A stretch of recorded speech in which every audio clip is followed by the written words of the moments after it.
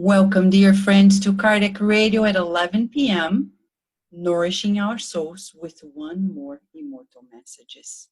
We are here at Cardiac Radio in this therapeutic conversation with you about a very special book, Psychophonic Instructions, which is fully translated and now under revision. And we share with you comments about the chapters, which are truly enlightening. This meeting between you and I brings us back the background meeting that you're seeing right here and now. This is for you to visualize how Chico Xavier was in this meeting. As you can see here, he is in the meeting. There is a tape recorder, as you can see, and all the incarnates who are around, mediums, counselors, mediums who are supporting the current, and then we have the superior spirits all around, and this is Mei Mei. Mei Mei, who is the spirit mentor of this group.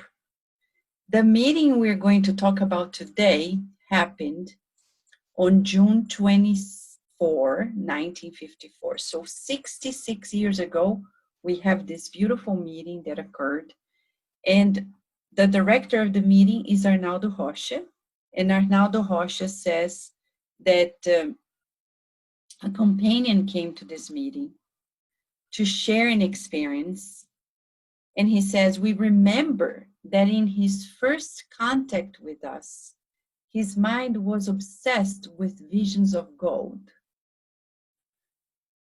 Returning to our tasks that night before, he left us his bitter experience.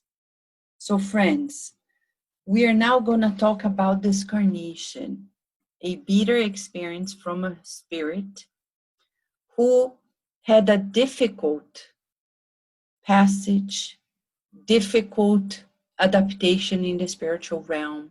But who was he, right? His name here is F. It's anonymous.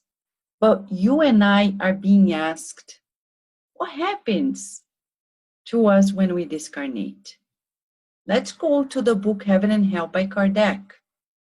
In the book Heaven and Hell by Allan Kardec, we see the description about this passage. That's the title of the chapter.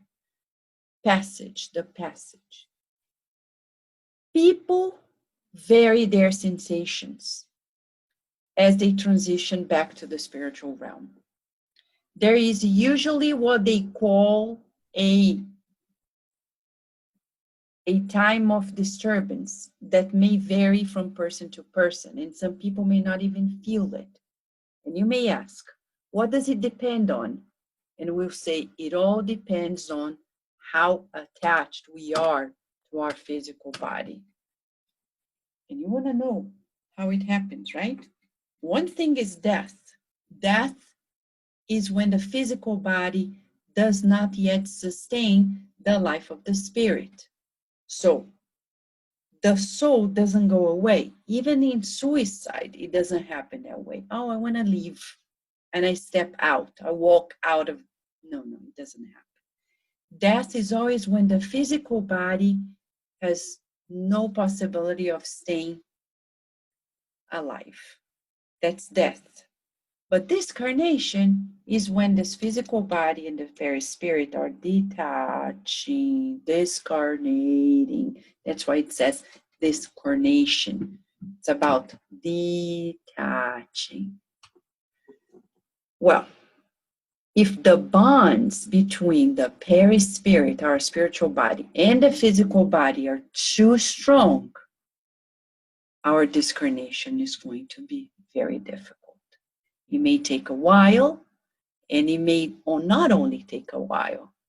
We may suffer with the sensations of hot and cold and thirst and so many other things. So what can we do to minimize it? Practice detachment. What is to practice detachment? It's not only about material things, it's about relationships too. Everything, even the relationship we have with our physical body.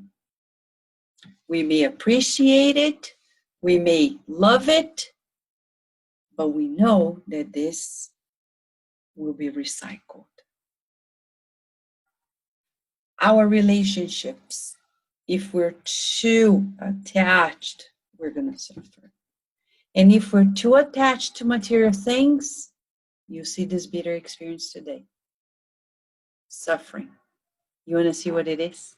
Are you ready? Yes. I know we often don't want to talk about discarnation, but we need to, especially during this pandemic.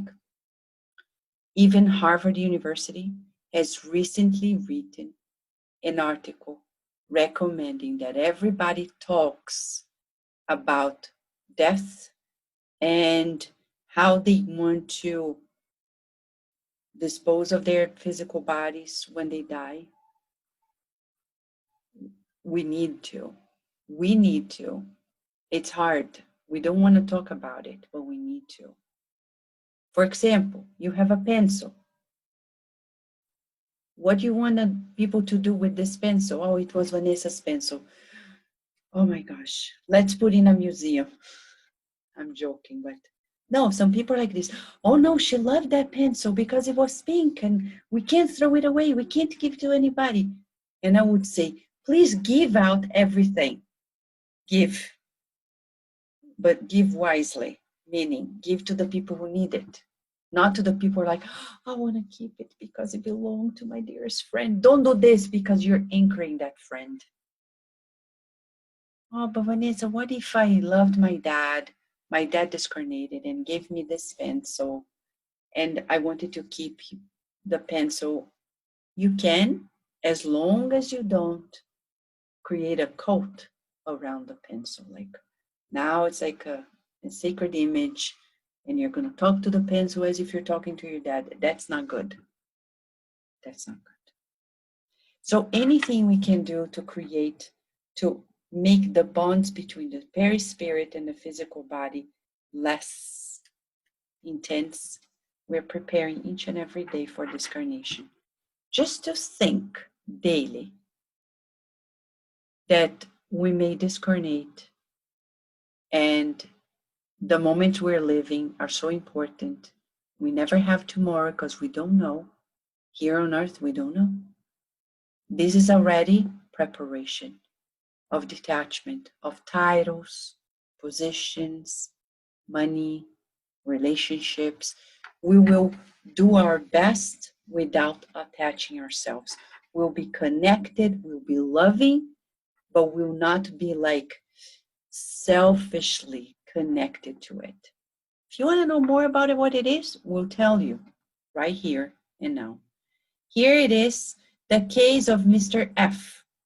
He begins by saying, gentlemen, forgive the treatment. However, I do not feel that I can still call you friends or brothers. I'm simply a beggar who returns to this temple of charity. In order to thank you, I am merely a discarnated man in a tremendous war with myself. And in a way, I'm holding myself not to throw into the abyss of madness.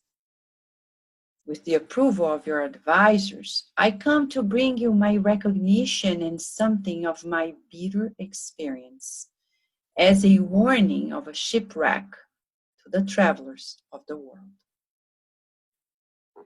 How many times have I said that money was the solution to happiness? How much time did I spend believing that financial domination was the real triumph of earth? Hold on a second, because this message is long. Did you see what he says? He lived a life believing that money is the solution to happiness, believing that there's power in owning money, and thus the domination of those who have money. Are you like this? We need to ask this assessment question. Are you like this? Or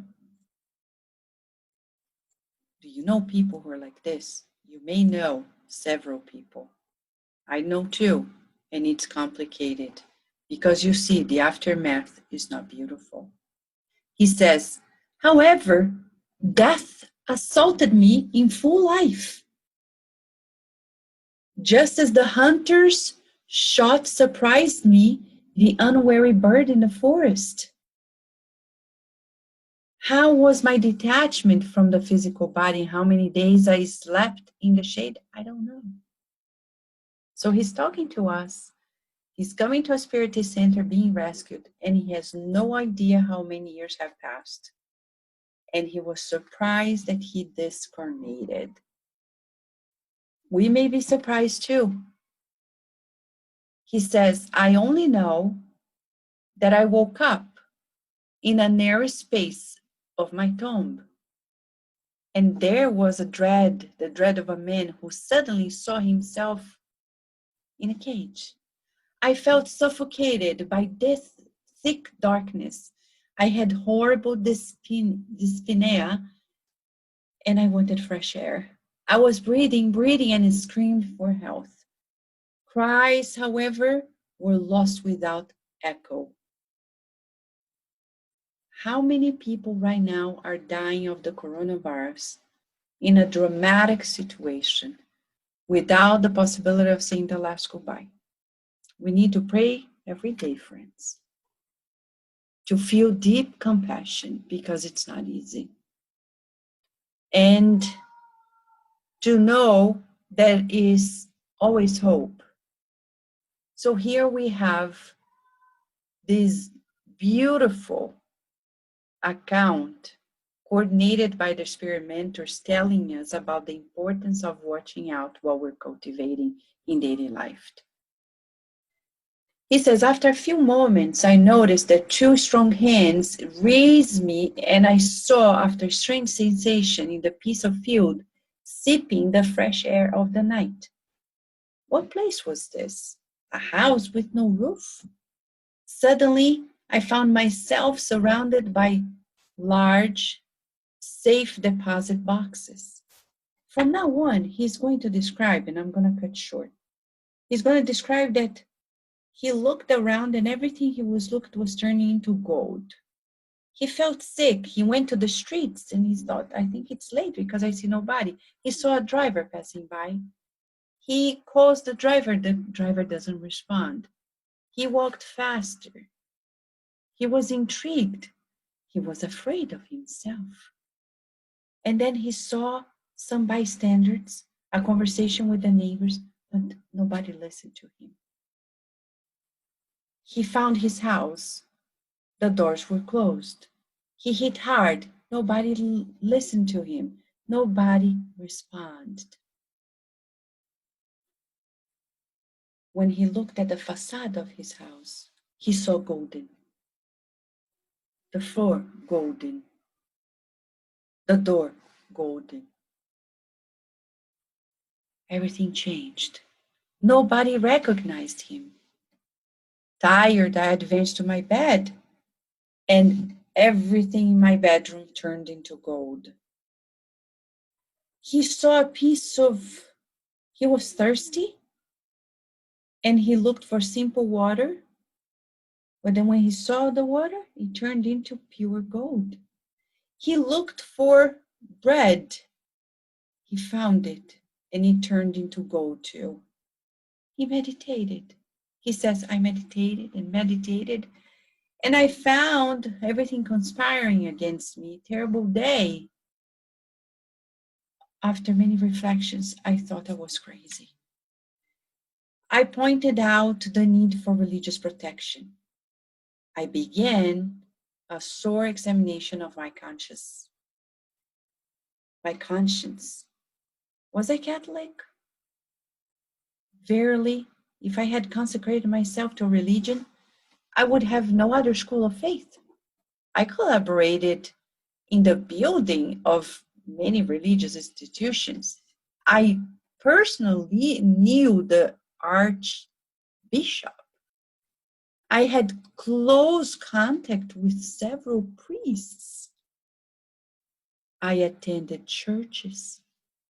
I knew the obligations of exterior worship. Days passed and night came, and early in the morning I returned to the public, wandered around. Churches were so crowded. There was a huge movement, and I came to know that other discarnates, like myself, were begging for help. I wondered and wondered, and I wanted to reach a humble neighborhood. It dawned. Several groups of Protestants were arriving for Mass. Simple people, poor people, I entered. I was troubled and distressed. I felt the necessity of confession. After all, I was Catholic, but I was lax in my faith. Without anyone listening to me, I asked for the presence of priest. I entered the confessional. I got down on my knees, but in a few moments, the confessional turned into a bank window. Startled, I looked up at the altar. The altar became a safe box. I tried to console myself with the sight of the mass, but the mass book suddenly appeared, transformed into an old, believe it or not, accounting book. And I tossed my notes of real income. I tried to isolate myself. I feared complete madness.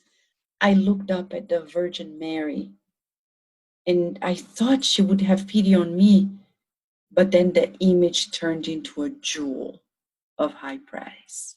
It became gold, made of pure gold. I turned inward. I sought to pray, to pray, to pray without power. The Mass had begun, and I hoped for a moment, a sacred moment. However, when I raised my eyes to the priest, who held the holy chalice, I noticed that the communion wafers were tinkling coins. Horrified, I tried to comfort myself with the vision of the cross. I looked for it above the altar, but the cross also became a large dollar sign. God, what remained then of me but a vanquished usurer? Terrified, I returned to the street. Pause. Did you see? He was a greedy person, an usurer, and now in the afterlife, even in the most sacred places, the most sacred conditions, he only finds a projection of what he cultivated in his life. What he is seeing is not outside, it's inside. It's a projection of his. He says, I now felt thirstier, very thirsty. I turned to the body of the church like a son expelled from his own home. However, no longer saw it, but a strange voice shouted in my ears, friend, the children of God find in the houses of God what they seek. You seek gold. Gold found you.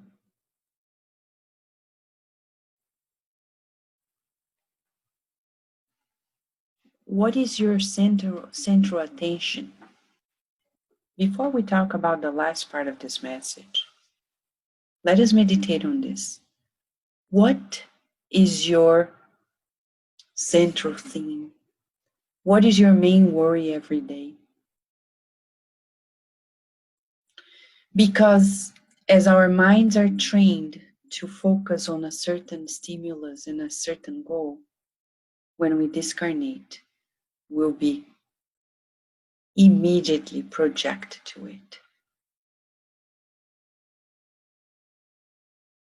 In this pandemic, this message comes as a shake-up to say that we won't be prepared for the next step of our lives if we continue cherishing what we have been looking for For people who cultivate vanity, they will find a projection of themselves everywhere, which is highly disturbing because we will not be able to see people for who they are. For people who are greedy, they see money, precious material things in front of them everywhere, like Mr. F in this message. What happened to him? He says at a certain moment, like a homeless beggar. That's why Mentor Joseph says there are more homeless spirits in the spiritual realm than in the material realm. And they are homeless because of situations like Mr. F. He says, like a beggar, I fled without destination. I only wanted water, pure water, that I could drink. I knew the city. I asked for a water tank that was familiar to me in the upper part of San Antonio's neighborhood. The water flowed. I could lean over, I could drink as if I had been an animal and prostrated no longer on my knees. I would beg the grace of God. I found running water, the clear water visited by the sunlight, and I threw myself on the floor. But the moment my thirsty lips touched the pure liquid, only the gold, and the gold appeared. Only gold. I recognized that I had descended to the condition of a mentally ill person. But then I remembered of an old friend, Cicero Pereira. Cicero was a spiritist, and for such reason he became for me someone whom I had assumed in my sad blindness to have left behind in madness. The memory was enough for his voice to be heard. He attended my call, he protected me, he talked to me, and after a few hours of enlightenment, which I could not safely assess, he brought me to you. On the table that serves you, I found printed paper that seemed to me valuable banknote. I endeavored to focus on the gospel browsed in this study, but in contemplating the divine book, I only identified book of checks. Notwithstanding, stunned, I registered your consoling word, and I was rescued. Right away, almost nothing was retained from your appeals and teachings. However, after a few days, the benefit of your explanations received renewed my inner life. And from spiritual friends who presently help me to recover, I accepted the task of dealing. Hold on a second, friends. I accepted the task of dealing. Okay, hold on. With associates of the past, old acquaintances, friends who handled the money in the world. I could do something to redeem my hope. Since then, I have been speaking as in spirit with more than 1,000 people, with more than 1,000 depositors of gold and precious things, begging their attention to charity. In the meantime, as happened to the sentinels of spiritual life who sought me in another time, I have seen only marble ears, stone heads, and hearts of ice. Only now, this week, have I achieved a great result. I approached with success a man who kept some savings. I was able to approach him and give him a thought. Offer a blanket to a poor widow. He accepted the suggestion. He bought the blanket, and in my company, he himself gave these alms to one who was cold. Then, for the first time after death, a new joy arose from my soul.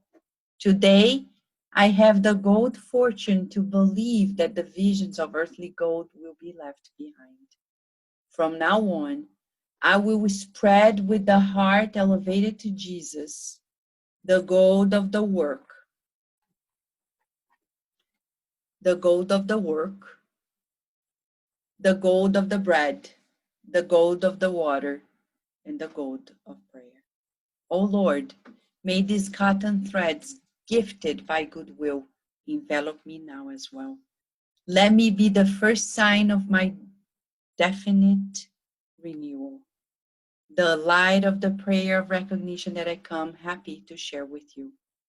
Dear friends, thank you very much, and may God reward you. So here you see, at some point, he goes to the churches, he goes elsewhere, and he remembers of a friend, Cicero Pereira. You know who Cicero Pereira is?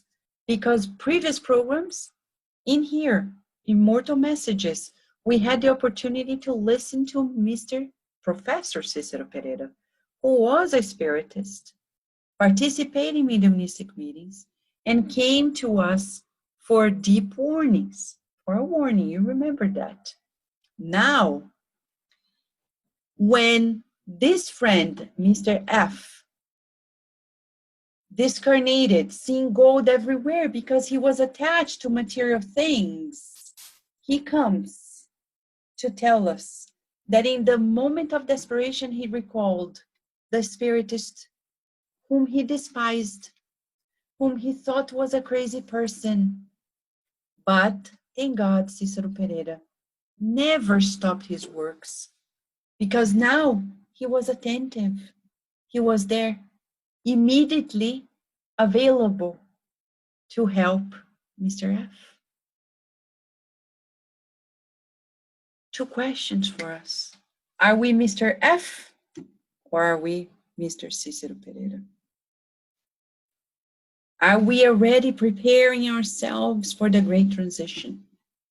Living life with the best in us, knowing that life is going to end when we least expect? Or are we going to be like Mr. F, living illusions and creating conditionings that will be happening in the afterlife? Very distressing. But Vanessa, is this a message of hope? What do you think? Is this a message of hope? Look at the background image. Do you think Chico Xavier is bringing us hope? Because he was the medium of this message. Yes, we're being warned. We still have time. If you discarnate today, how would you feel? No, but I don't want to. Good. It's good that you don't want to, because we need to cultivate this love for life. But what if it happens? Will you feel that you have a lot of unfinished businesses? Or will you feel you did your best every day? And your best in terms of forgiving yourself, forgiving others, forgetting all evils, practicing the good until you are extenuated. What is a good exercise for us in the next 24 hours? May I say, I think the best exercise for us is detachment. Let us see what we need to detach from. Let us meditate on this. Do I need to detach from feeling that people in my life are like possessions? Do I need to detach from things? Do you own objects that you say, oh, I have to keep it because if I don't, I'm not myself? Be careful. That's a detachment, an attachment. How do you detach, right? That question is in the Spirit's book by Kardec. And the answer is the more I understand about spiritual life, the more I'll be able to reframe everything that I have and that I live with.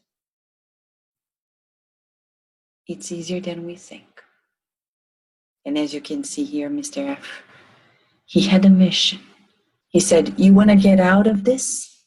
Help others get out of this.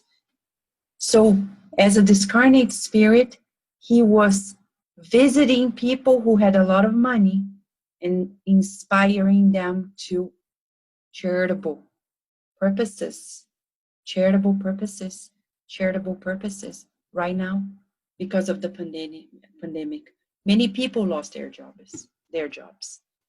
Many people all around the world, including the United States. There are people who need help.